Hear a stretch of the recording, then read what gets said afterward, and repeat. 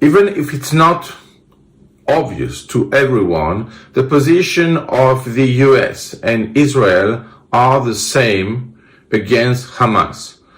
And I mean with that even if we see some differences at the level of diplomacy, in reality, at the level of strategy, and especially ground strategy, there is no difference, because they know, both of them, that Hamas has to be erased from the region, because in reality it's not only Hamas, is in fact the tool of Iran and also Qatar. So we have to decide something. The problem, if we can say that it's a problem, is the difference of the presentation of this struggle against Hamas.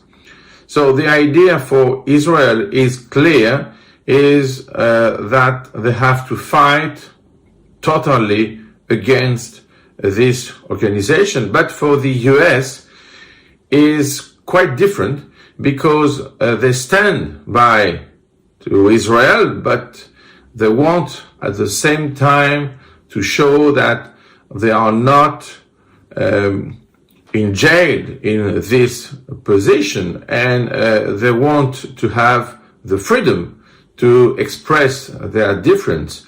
But the difference is only at a level which is diplomacy, nothing more, nothing less. So we have to see it more than we can imagine as a position in relation with the elections, and nothing more.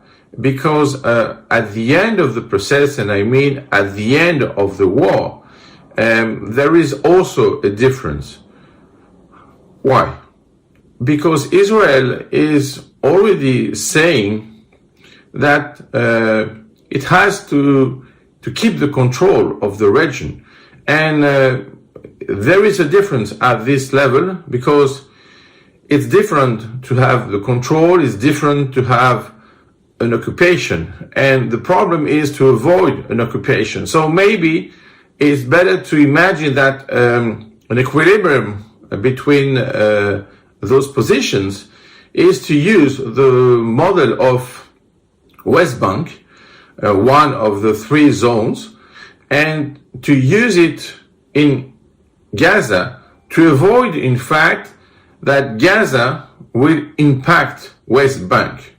So the idea is to have maybe a dual control of the situation to avoid the occupation, but also to avoid laxism. Because the idea is to see how we can create a new future together in this region, and to keep in mind that the government of West Bank has to say something about Gaza, and not to consider that we have two totally different regions in this area.